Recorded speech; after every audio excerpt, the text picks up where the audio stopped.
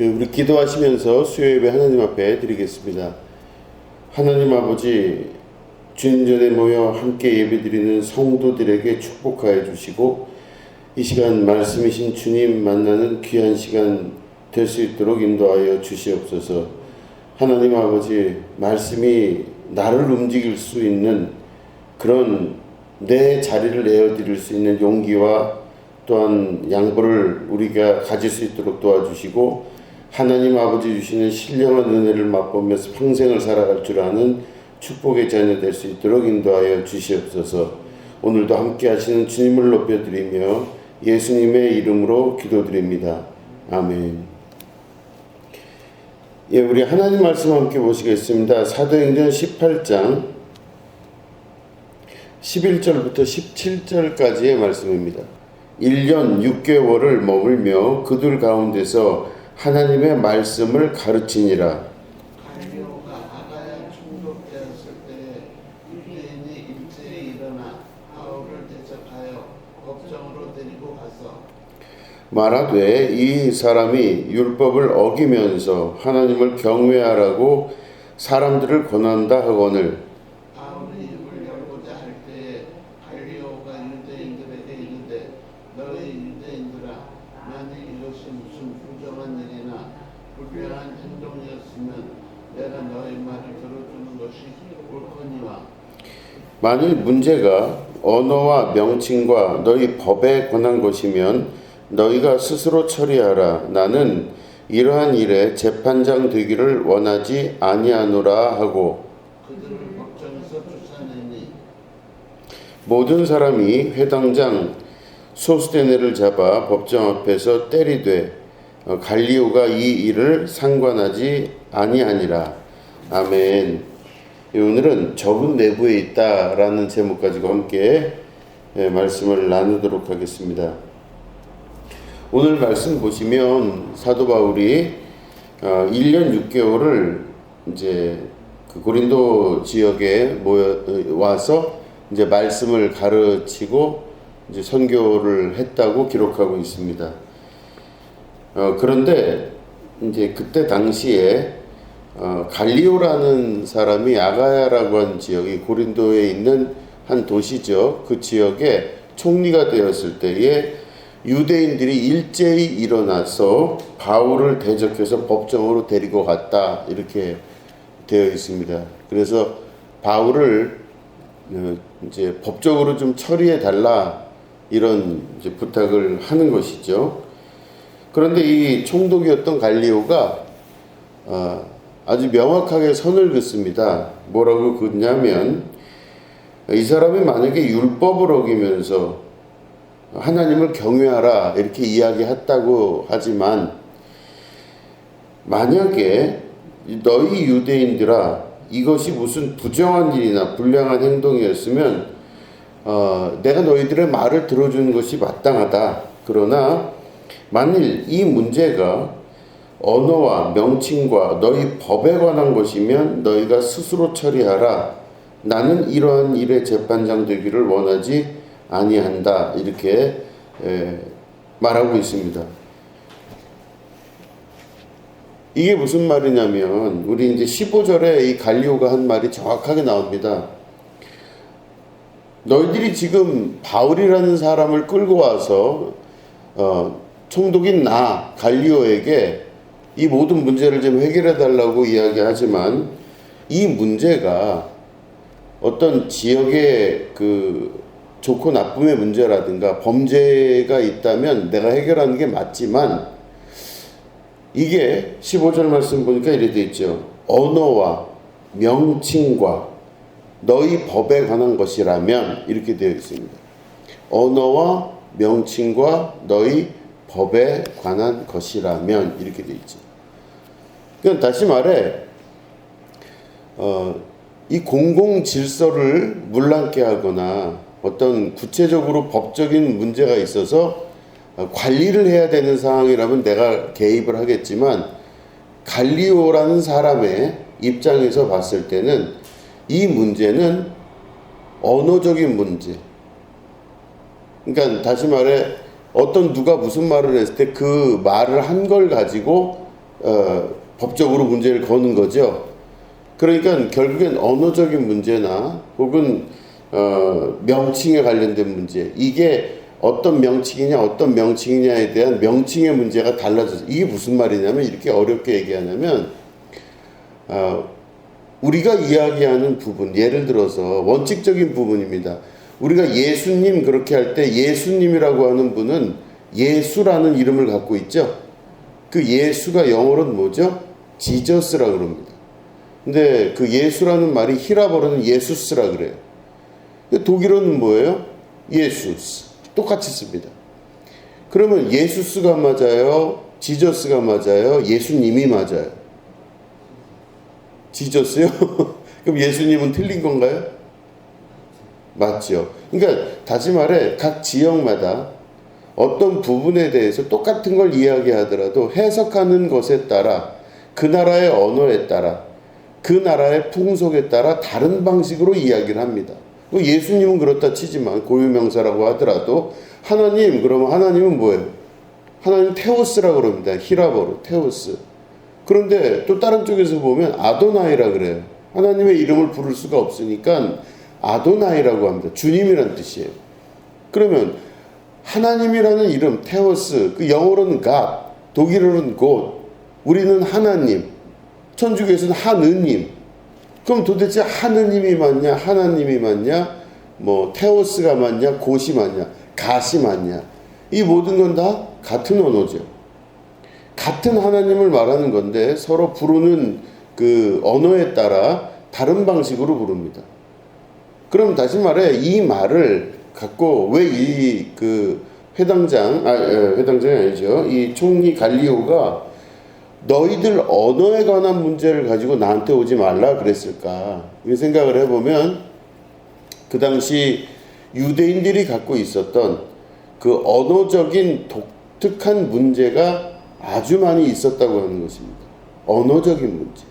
그러니까 그들은 율법에 완전히 갇혀 있어서 율법의 1.1획이라도 더하거나 빼지 말라고 하는, 예를 들어서 아주 작은 문제 하나에 골몰해서 유대인들이 법적으로 이 모든 것들을 다 문제 삼았다는 겁니다. 이제 예를 들어서 지금 말씀드린 대로 누가 하나님 그랬어요. 근데 어떤 사람이 하나님이 아니라 하느님이라 그래요. 그 법적으로 걸어야 돼요, 말아야 돼요? 그러면 하나님, 하느님, 그럼 약간 비슷해요. 근데 그거 말고 누가 God 그랬어요. 하나님은 God이라 그랬어요. 미국 사람이 와서. 그럼 이 사람 걸어야 돼, 말아야 돼? 그게 애매하잖아요. 근데 이스라엘 사람들은 하나님만 맞다 이렇게 딱 규정해 낸 거예요. 예를 들어서 복잡한 얘기는 안 하겠습니다. 여호와라고 하는 원래 단어가 그 요트해 바브해라 그래서 이게 하나님이라는 여호와라는 뜻이라고 제가 말씀을 드린 적이 있습니다.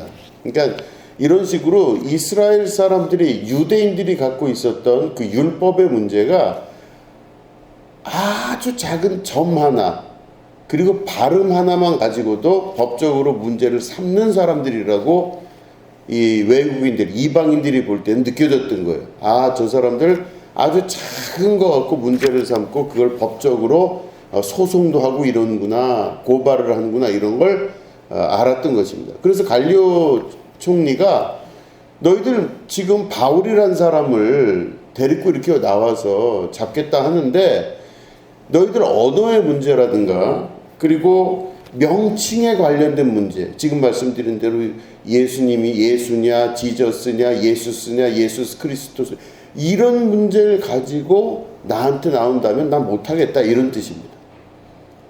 그리고 뭐라고 이야기하냐면 너희 법에 관한 것이면 너희들이 알아서 해라. 그러니까 갈리오, 이 총리인 갈리오가 볼 때 유대인들의 이 모습이 엄청나게 예민하면서 자기들끼리 들들들 볶는 그런 모습으로 보였던 것이죠. 그러니까 나한테 갖고 오지 말라.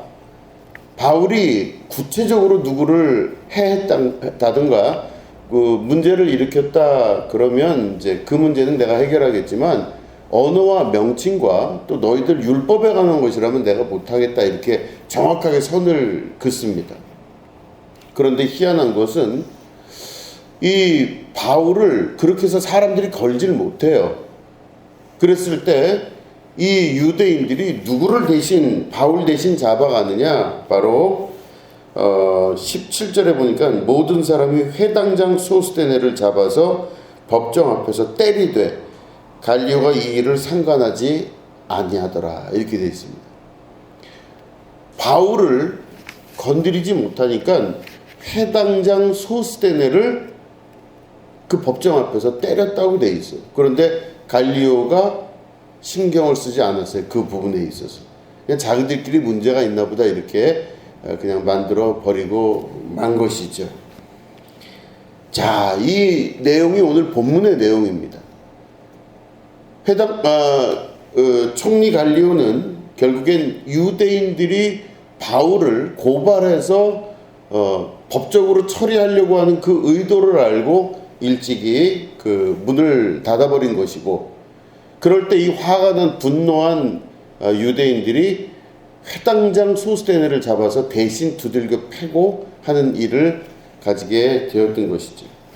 자, 보면 모든 것은 사람의 문제입니다.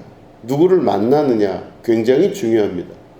어떤 사람을 만나서 그 음성을 듣고 그 소식을 듣고 그 다음에 그 사람이 결단하여서 자기가 있던 세계에서 나오게 되는 것, 이게 복음의 시작입니다. 만나는 사람이 굉장히 중요합니다. 만나는 사람. 여러분 주변에 만나는 사람들을 한번 둘러보셔야 됩니다. 내가 누구를 만나고 누구와 함께 대화를 하고 어떤 생각들을 하고 어떤 이야기를 듣고 하는지를 잘 생각해 볼 수 있어야 됩니다. 한 사람이 어떤 사람을 만나면 그 사람을 닮아가게 되어 있습니다. 이게 과학적 원리로는 프랙탈 원리라고 합니다. 프랙탈 원리라고 하는 것은 같은 모양이 모든 것이 다 반복이 되는 거예요. 예를 들어서 소나무가 이렇게 있으면 소나무 이파리를 아주 자세하게 들여다보면 소나무 이파리에 이렇게 뾰족뾰족 튀어나온 그 모양이 아주 미세한 그 현미경으로 들여다보면 그 모양이 그대로 그 잎속에 또 있습니다. 그러니까 같은 모양이 반복되어서 큰 모양으로 나타난 거예요. 눈이 이렇게 있습니다. 그럼 눈이 이렇게 보면 눈에 결정이 있지 않습니까? 이렇게 막 눈 모양 예쁘잖아요. 그 백설, 그 눈 모양이 아주 미세한 현미경으로 바라보면 그 눈 모양이 아주 작은 미세한 현미경이 보면은 아주 그냥 반짝반짝하면서 이렇게 별 모양 같이 예쁜 모양이 계속 반복적으로 나타납니다. 이거를 프랙탈 원리라고 그럽니다. 프랑스의 2차 대전 때 비행사가 아프리카를 이렇게 지나가고 있는데, 비행기를 타고 이제 아프리카를 쭉 지나가고 있는데 희한한 것을 발견했습니다. 아프리카의 한 지역을 지나가고 있는데 그 위에 사람이 사는 마을에 지붕이 다 동그란 거예요. 이 사람이 야, 이 신기하다, 어떻게 이렇게 다 동그랄까 하다가 그 국경을 넘어서 다른 지역으로 갔어요. 쭉 비행기가 가다가 다른 지역으로 갔더니 그 마을은 또 이렇게 다른 모양으로 생긴 지붕이 쭉 연결이 되어 있더라는 것입니다. 이상하다는 겁니다. 한 곳에서 동그랗게 지붕을 만든 집이 한 집이 있었다면 그 옆에 집은 꼭 그렇게 지을 필요가 없을 텐데 다 비슷비슷하게 그 모양들을 유지하고 있는 것이 이 사람이 이 프랑스 공군 그 비행사가 겪은 일이에요. 이 이야기를 여러 군데 이야기하고 사진도 찍고 해서 야, 신기하다 이런 이야기를 해서 그게 나중에 프랑스에서 망델브로라는 그 학자가 그것들을 연구를 하기 시작하면서 나타내서 만들어진 결과가 바로 뭐냐, 프랙탈이라고 하는 원리입니다. 모든 것들은 아주 작은 것이 시작되는데 비슷한 모양으로 계속 반복해요. 그러니까 처음에 누가 동그라미를 갖고 있으면 동그란 모양에 있는 사람들이 모여서 동그랗게 점점점 만들어져서 그 동네는 다 동그랗게 사는 사람들이 사는 겁니다. 이게 프랙탈입니다. 그러면 누군가가 나에게 영향을 주고 또 내가 그 영향을 받으면 나도 누군가에게 비슷한 영향을 주는 것. 이게 프랙탈 원리가 되는 것이죠. 그러니까 내가 누구 이야기를 어떻게 듣냐에 따라 내가 그 듣는 사람의, 그 말하는 사람의 영향을 받게 되어 있습니다. 그리고 내가 또 동시에 그 이야기를 다른 사람에게 할 때 다른 사람이 내 영향을 받아요. 그러니까 말하는 자와 듣는 자와 또 들은 자가 누구에게 전할 때 이 3자가 다 같은 모양으로 그 모양이 변하게 됩니다. 그러니까 비슷한 사람들끼리 어울릴 수밖에 없게 되는 것. 이게 바로 프랙탈 원리입니다. 그래서 보면 학교 때도 보면 날라리는 날라리끼리 친하죠. 날라리는 날라리끼리 친해요. 참 이상한 건 또 공부 잘하는 애들은 또 공부 잘하는 애들끼리 친해요. 또 이쪽 보면 농구하는 애들은 그냥 농구만 맨날 하는 애들끼리 모여 다녀요. 이상합니다. 그러면 친구들이 내가 이렇게 해야 되겠다라는 의도를 가지고 있지 않더라도 비슷한 종류끼리 모일 수밖에 없다는 겁니다. 이것도 일종의 관계성에서 나타나는 프랙탈 원리가 드러나는 겁니다. 그러니까 맹모 삼천지교라는 말이 있지 않습니까? 맹자의 엄마가 자기 자식을 가르칠 때 어느 날 보니까 그 맹자의 그 집이 그 이렇게 공동묘지 근처에다 자리를 잡았더니 맹자가 맨날 와서 곡소리를 내더래요. 애가 그냥 장송곡 부르고 그냥 그러더래요. 그게 안 되겠다 싶어서 또 시장 쪽으로 갔더니 맨날 장사하는 소리만 하는 거예요. 계산하는 소리, 장사하는. 그러니까 결국에는 그 사람이 누구를 만나느냐에 따라서 그 인생이 변하게 되기도 하고 자기도 모르는 사이에 이 모든 변화를 겪게 되는, 이게 프랙탈 원리입니다. 누구를 만나느냐 너무너무 중요합니다. 그래서 예수님 만난다는 것이 무엇인가를 우리가 다시 한번 잘 기억할 수 있으셔야 됩니다. 예수님을 진짜 만나면 내가 예수님과 닮게 돼 있어요. 근데 예수님을 닮지 않고 다른 존재를 만나면 다른 존재를 또 닮게 되어 있다라는 것입니다. 이게 프랙탈이죠. 중요한 것은 바로 누구를 만나느냐가 굉장히 중요한 문제라는 것입니다. 인생의 많은 부분 중에 가장 중요한 건 누구를 만나느냐의 문제가 굉장히 중요합니다. 사람을 만나는 건 굉장히 중요하다고 볼 수 있습니다. 그래서 같은 모양의 같은 색깔을 가진 사람들이 모일 수밖에 없다는 것이죠. 그런데 하나님을 만난 사람들은 성경에 기록되어져 있는 대로 가만히 우리가 보면 하나님을 만난 사람들은 어떻게 되는 건가 봤더니 하나님을 만난 사람들은요, 먼저 자기가 있던, 그러니까 다시 말해 여러분들도 여러분들이 속한 사회의 모양하고 비슷한 모양을 가지고 계실 것이에요. 여러분 한 분 한 분도 여러분들이 속한 사회가 있지 않습니까? 교회를 떠나서 내 가정도 있고 주변에 만나는 사람들이 있지 않겠습니까? 그럼 그 사람들이 얼굴이 다 네모난 사람이면 여러분들도 나도 모르는 사이에 네모나게 돼요. 또 내가 만나는 사람들이 얼굴이 동그란 사람들이면 나도 모르게 동그랗게 변하게 되어 있습니다. 나는 그런 사회에서 그게 진짜인 줄 알고 사는 거예요. 세상 사람들은 다 얼굴이 네모났다고 생각을 하고 어떤 사람은 세상 사람들은 다 얼굴이 동그랗다 생각하고 그 집단에서 그냥 사는 거예요.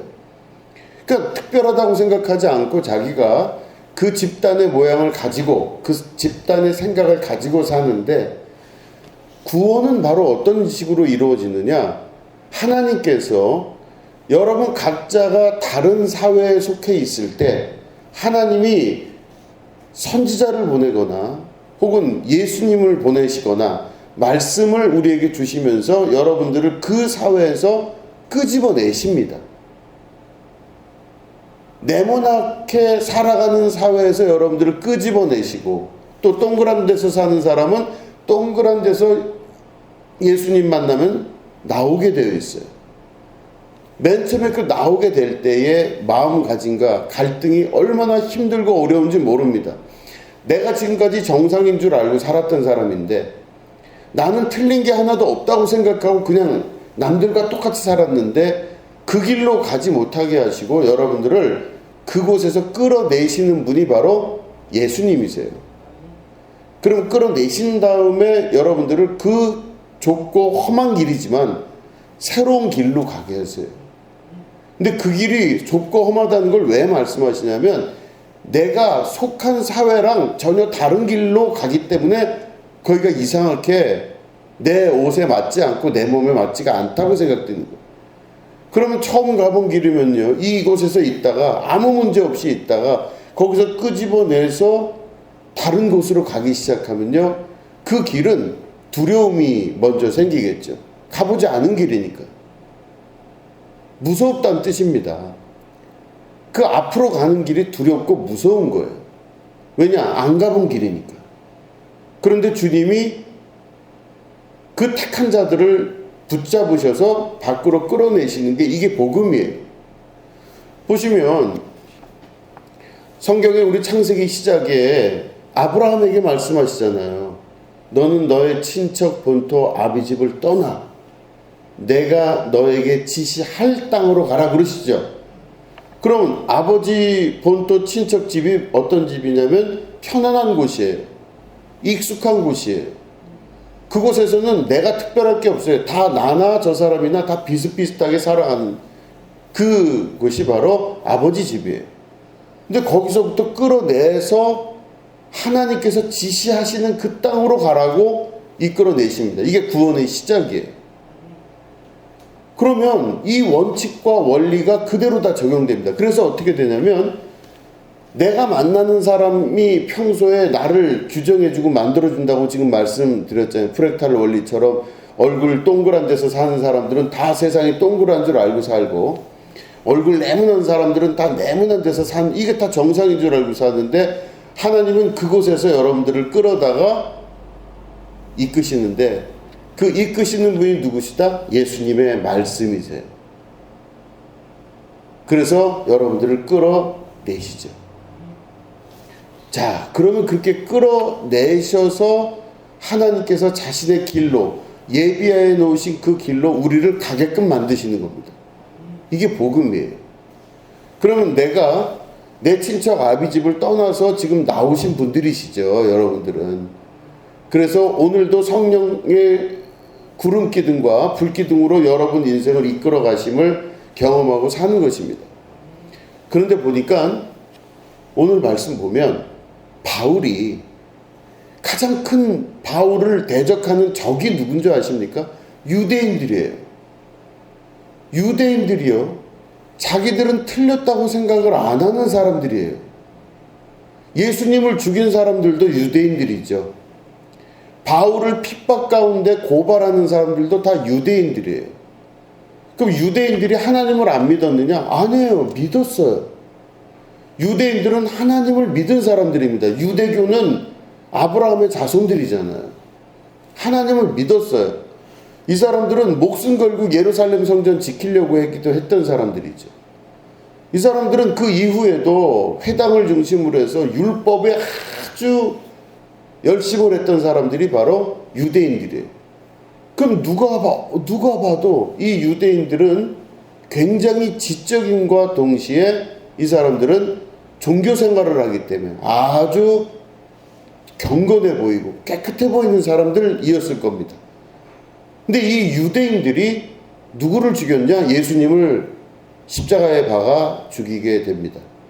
또 바울과 같은 사람들을 다시 고발해서 십자가에 달려 죽게끔 만들려고 했던 것. 이게 바로 유대인들이라는 것입니다.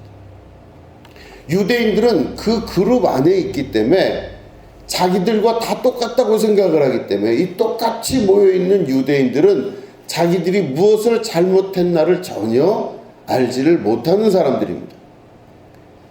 그런데 이 사람들 안에서마저 하나님께서 구원의 역사 가운데로 이끌어 가시는 것, 이게 바로 구원의 시작이 이루어지게 되었다는 것이죠. 자, 보시면 기가 막힌 일들이 많이 나옵니다. 여러분, 회당장 야이로의 딸이 죽게 되었다는 거 아시죠? 회당장 야이로의 딸이 죽게 되었을 때 이 회당장 야이로가 예수님을 모시러 가죠. 우리 딸 살려달라고 부탁합니다. 이때 나온 사람이 회당장이었었어요. 그런데 이 회당장이 그 이후로 예수님 믿고 그리스도인이 되었다는 것이죠. 그러면 회당장이 바뀌었다는 사건은 얼마나 큰 일인지 여러분 생각해 보시면, 회당이요, 이스라엘 사람들이 이제 그 바벨론의 포로로 잡혀가죠. 처음 들으셨나 봐요. 바벨론의 포로로 잡혀갑니다. 바벨론의 포로로 잡혀가서, 그 전에 바벨론의 포로로 잡혀가서 거기서 이스라엘 사람들이 고난을 당해요. 막 그 채찍질 당하기도 하고, 이번 그 노예로서 일을 하면서 이 바벨론의 포로의 생활을 해요. 근데 그때 제가 말씀드린 적 있지 않습니까? 그때 자기들이 너무너무 마음이 괴로운 거예요. 우리가 하나님의 자녀인 줄 알았는데, 하나님의 선택된 사람들인 줄 알았는데, 지금 봤더니 그게 아닌 거예요. 너무너무 고통스러운 삶을 살고 노예로서 삶을 사는 거예요. 그래서 이 사람들이 그때부터 무엇이 잘못됐나, 우리들의 신앙이 무엇이 잘못됐나를 막 찾기 시작해요. 그때 이 사람들이 쓴 책이 바로 뭡니까? 모세오경이에요.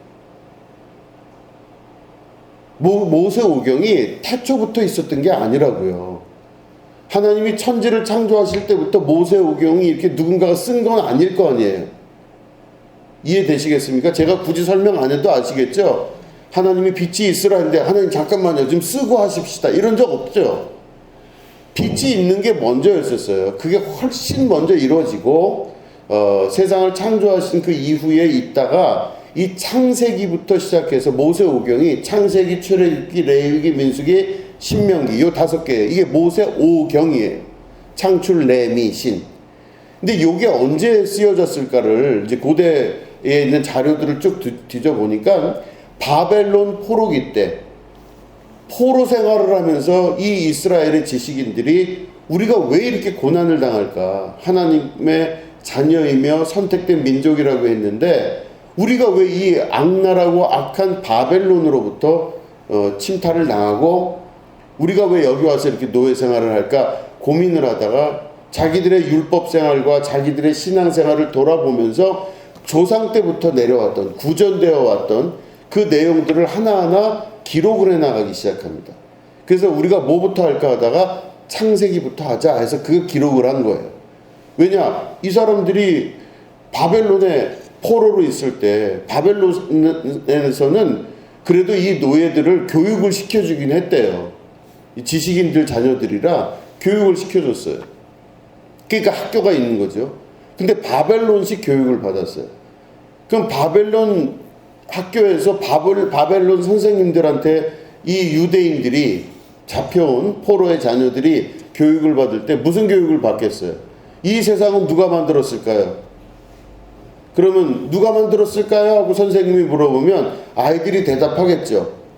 그럼 아이들은 누구라 그러겠어요? 바알이 만들었다 그러죠. 여호와 하나님이 만들었습니다. 그러면 어떻게 해요? 너 나와. 너 좀 맞아야 되겠다. 이렇게 되는 거예요. 그러니까 그 아이들이 생각할 때, 그 아이들이 그 교육을 받으면서 이 세상을 창조한 게 누구냐? 그러면 바알신 혹은 태양신 라가 만들었다. 막 이런 식으로 배우는 거예요. 그러니까 학교 교육에서는 하나님에 대한 교육이 없고 전부 이방신과 우상에 대한 교육만 하고, 그러다 보니까 학교 갔다 오면요, 아이들이 바알을 찬양하고 태양신을 찬양하고 달의 신을 찬양하는 이제 그런 노래를 부르니 이 지식인 부모들, 유대인 부모들이 가슴이 너무 아픈 거예요.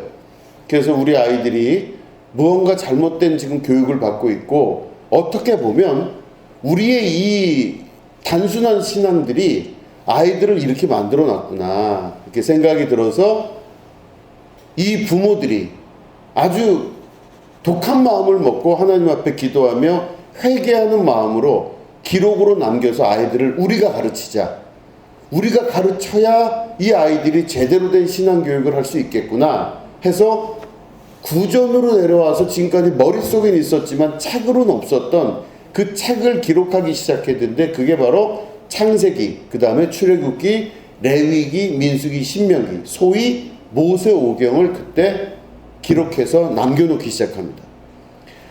이 모세오경을 남겨놔서는 뭐 의미가 없잖아요. 이걸 갖고 아이들을 가르친 거예요. 그래서 창출 레미신 이거를 아이들이 외우게 했어요.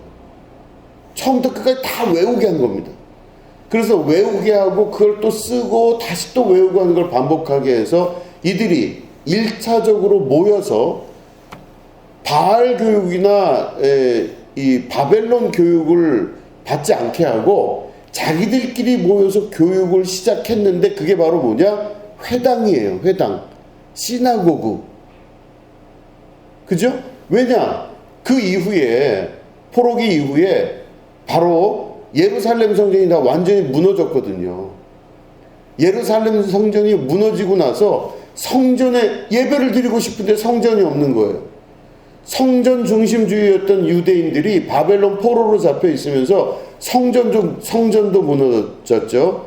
학교 교육도 무너졌죠. 아무것도 안 된다는 것을 깨닫고 나서 이 사람들이 회당을 만들어서 회당에서 아이들을 가르치고 거기서 예배를 드리고 거기서 말씀도 나누고 하는 일들을 했던 것인데 이게 바로 회당이에요. 회당.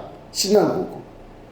그래서 우리 그 이후에 바벨론 포로 이후에 이들이 해방이 되고 나서 자기 고향인 예루살렘으로 돌아왔을 때 그 지역에서 1년에 2번씩은 예루살렘 성전에 다시 와서 예배를 드릴 수 있었습니다.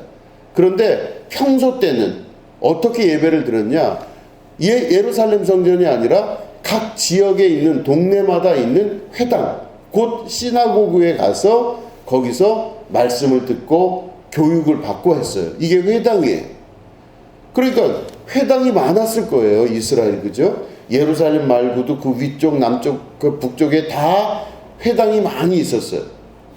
근데 그 회당에서 아이들을 가르치는 일, 이런 것들을 담당했던 사람들이 서기관이에요. 그러니까 이 서기관들이 굉장히 그런 것들을 잘하죠. 잘하고 이 서기관들의 대부분 사람들은 학교 선생님이죠. 소위 말해. 이 사람들은 학교 선생님과 동시에 율법 교사였었어요. 그리고 동시에 종교 지도자들 축에 속하는 사람들이에요. 예루살렘 성전을 중심으로는 제사장이 있었고, 그죠? 레위 족속이나 제사장이 예루살렘에 근처에 머물렀다면 회당을 중심으로 모여있던 사람들은 바로 서기관, 그리고 이런 율법 선생들이 그 근처에 모여서 그 지역에 있는 아이들을 가르치기도 하고 율법을 이렇게 했다는 것입니다. 이게 바로 회당이에요. 그러면 회당이 소위 말해 교육기관도 되는 거죠. 교육기관도 되고 예배를 드릴 수 있는 모든 걸 준비해주는 아주 중요한 종교 집합소이기도 했던 겁니다. 이게 회당이에요. 예수님이 이건 더 오래 보면 이 회당인데 회당에서 회당장이라고 하면은 굉장히 그래도 율법을 잘 알고 유대 교육에 열심인 사람들이었겠죠. 이 사람들의 대부분은 다 서기관 출신들이고 이 사람들이 곧 어디 출신이냐? 바리새인들 출신들이에요. 바리새파. 이 바리새인들이에요. 그러니까 아주 똑똑하고 공부 열심히 하고 율법을 잘하는 사람들 중에서 이 회당장을 뽑았던 겁니다. 자, 그러면 이 회당장이었으면 이 사람이 유대교의 율법에 아주 익숙했겠죠. 그리고 율법을 잘 알고 율법을 잘 지키려고 했겠죠. 아주 그냥 막 냉철하게 이렇게 했어요. 그러니까 결국엔 바리새인 중에 바리새인인 거예요. 회당장이라고 하면 이 사람들은 유대교에서 떠날 수가 없는 사람들입니다.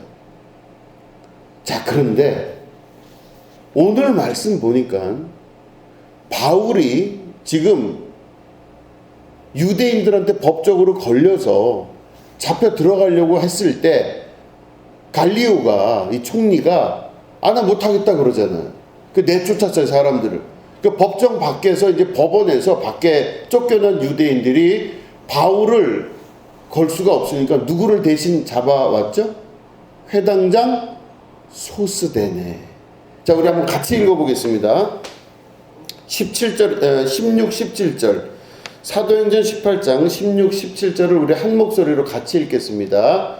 시작. 그들을 법정에서 쫓아내니 모든 사람이 회당장 소스데네를 잡아 때리되 갈리오가 이 일을 상관하지 아니하니라. 아멘. 이 보면 회당장 소스데네를 잡아갔대요. 이 말은 무슨 말이, 때렸대요. 이 말은 무슨 말이냐면 회당장 소스데네가 바울이 그곳에 있는 1년 6개월 기간 동안 복음을 받아들인 거예요. 아, 예수님이 그리스도이시구나. 예수님이 우리를 위해서 이 땅에 오신 하나님 자신이시구나. 이걸 받아들인 거예요. 그래서 그리스도인이 됐습니다.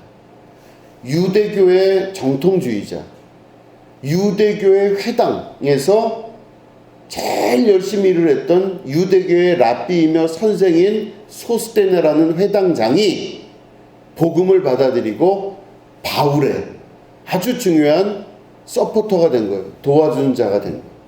그럼 생각해 보세요. 이 회당에 유대인들이 매주 모일 거 아니겠습니까? 이 동네에 있는 모든 유대인들이 다 모여요. 그런데 이 회당의 회당장이 변한 거예요, 지금. 어떻게 변했어요? 유대교에서 그리스도교인으로 바뀐 겁니다. 그죠? 이게 바뀌었어요. 이 바뀌고 나서 사람들이, 유대인들이 자기가 모였던 회당의 회당장인 소스데네를 바울을 죽이지 못하니까 이 사람을 잡아다가 흠씬 두들겨 팬 겁니다. 엄청난 일이죠. 이 소스데네가 그렇게 두들겨 맞고 바울 대신 두들겨 맞고 고난을 당한 거예요. 이 회당장이 바뀐다고 하는 사건은 그래서 일반 사람들 한 사람이 바뀌는 것보다 더 큰 영향을 미치는 일인 것이죠. 이 회당장 소스데네가 그렇게 두들겨 맞고 나서 어떻게 변화가 되었을까? 이 소스데네는 도대체, 이 사람은 그날 그렇게 두들겨 맞고 나서 어떻게 됐을까? 궁금하지 않습니까? 궁금해요. 자, 우리가 다시 한번 말씀을 찾아보겠습니다. 고린도전서 1장 1절입니다. 고린도전서 1장 1절.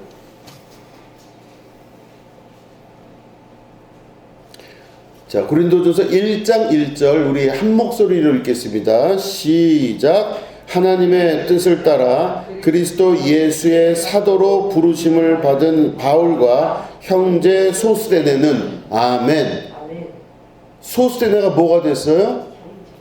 형제, 바울의 형제가 되었으며 예수의 사도로 부르심을 받았다고 돼 있어요. 그죠? 회당장 소스데네가 예수님의 사도로 부르심을 받아서 바울의 형제가 됨과 동시에 예수님의 사도로서 사역을 시작하게 되었다는 겁니다. 자, 우리가 설교 서두에 말씀드린 그 장면을 다시 한번 기억하시기 바랍니다. 소스데네는 회당장이었습니다. 이 사람은 바리새인 중에 바리새인이었고, 이 사람은 서기관 중에 서기관이었어요. 그래서 그 회당 모이는 사람 중에 누구보다 율법을 잘 알고 율법에 깊이 있게 관여한 사람이었습니다. 이 사람이 그리스도인이 되는 과정은 쉽지가 않았어요.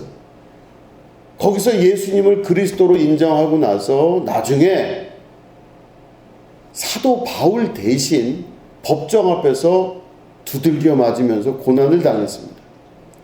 그렇게 고난을 당하고 어려움을 당하면서 자기가 예수님이 그리스도이시라는 것을 포기하지 않고 끝까지 바울의 형제가 되기로 결정하고 예수 그리스도의 사도가 되기로, 예수님의 결정을 받은, 성령의 결정을 받은 그대로 소스테네는 자기의 일을 이루어 나갔던 사람이 되는 것입니다. 결국에는 소스테네가 자기가 있었던 공동체에서 나오게 된 거예요. 자기가 있었던 유대교 안에서 나오게 됨으로 말미암아 소스테네는 그리스도의 사도가 되면서 동시에 바울의 형제가 되고 복음에 기록되어진 엄청난 사람이 되고 말았다는 것입니다. 하나님의 나라는 그렇게 역사가 이루어지게 되어 있습니다. 하나님의 나라는 내가 속한 사회에서 그게 전부인 줄 알았는데, 내가 속한 사회가 하나도 틀린 것이 없고 전부인 줄 알았던 그곳에서 하나님이 사람을 지명하여 부르십니다. 그래서 그를 지명하여 불러서 그를 하나님의 자녀로 삼으시고 그 안에 예수 그리스도가 나의 왕이며 예수님이 곧 세상의 구세주이시며 메시아이며 내 그리스도 구원자라는 것을 내가 믿으면서 자기가 있던 사회에서 나오게 됩니다. 그러면서 그리스도의 영이신 성령이 그를 붙들어서 이제는 사도요, 혹은 그리스도의 선지자요, 혹은 그리스도의 형제가 되며 그 역사들을 이루어가는 것, 이게 구원의 역사라고 하는 것입니다. 그래서 우리가 사는 세계가 어찌 보면 이 세계가 전부 다 맞다고, 내가 사는 세계가 당연하다고 여겨지는 내 머릿속의 습관, 나의 친척 본토 아비집, 항상 내가 맞다고 여겨지는 그 세계에서 하나님께서 그리스도를 통하여 또 말씀을 통하여 우리를 이끌어내셔서 하나님의 거룩한 구원의 자리에 이끌어 가신다는 걸 우리가 반드시 기억할 수 있으셔야 됩니다. 오늘도 여러분들을 지명하여 부르신 하나님의 역사를 기억하셔야 됩니다. 나를 왜 지명하셨을까? 그건 모르겠어요. 나의 어떤 면을 보고 지명하셨는지는 잘 모르겠습니다. 그러나 분명한 건 하나님이 여러분들을 지명하셨다는 뜻입니다. 지명했다는 것은 손가락 지자를 씁니다. 손가락 지자를 쓰고 이름 명자를 써요. 그 손가락을 가리켜서 바로 너라고 지명하셔서 그 중에 나를 이끌어내셔서 하나님의 거룩한 보좌 가운데 함께 할 수 있고 성령의 인도하심을 받는 사람으로 우리의 역사를 만들어 내신다는 것입니다. 이게 바로 복음의 역사입니다. 우리가 실제적으로 여길 수 있는 사람들은, 혹은 실제 적은 누구냐, 내가 항상 아무 의미 없이 아무 생각 없이 이게 맞다라고 여겨지는 그 환경과 세계가 곧 나의 적일 수 있다는 것입니다. 다른 말로 하면 아브라함을 부르셨을 때 아브라함의 친척 본토 아비 집이 아브라함에게는 적일 수 있다는 것입니다.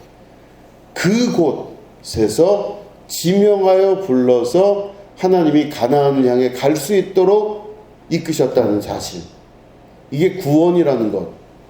예수님께서 많은 제자들 중에 제자들을 지명하여 부르셔서 그들을 통하여 하나님의 역사, 사도를 만들어내셨다는 사실입니다. 사도들이 예수님을 쫓아온 게 아니라 예수님이 그들을 부르셨다는 사실을 기억할 수 있어야 됩니다. 바울도 자기가 예수님을 쫓아간 게 아니라 예수님이 바울을 지명하여 불렀다는 것을 명확하게 하고 있습니다. 이런 것과 마찬가지로 바울이 소스테네를 지명하여서 그를 통하여 구원의 역사를 이루게 되는 것, 이게 구원의 역사, 구원의 발전, 또 우리의 역사의 신앙의 모든 것들을 발전시키는 중요한 원리라고 하는 것입니다. 중요한 것은 오늘 여러분들 한 분 한 분을 주님께서 지명하여 부르셨다는 걸 믿음으로 받아들일 수 있으셔야 됩니다. 이걸 못 받아들이면 내 친척 본토 아비집에 그대로 남아있는 사람 많습니다. 교회를 10년, 20년, 30년 다녀도 내 친척 본토 아비집을 한 번도 떠나보지 못하고, 내가 그 많은 말씀을 알고 그 많은 지식적인 걸 다 갖고 있고 수많은 경험을 갖고 있는 유대교인 중에서도 바리새인 중에 바리새인이라 할지라도 그곳에서 소스테네처럼 나오는 사람이 아니란다면 내 인생은 지명하여 부르신 하나님의 뜻과 전혀 일치하지 않는 삶을 사는 것입니다.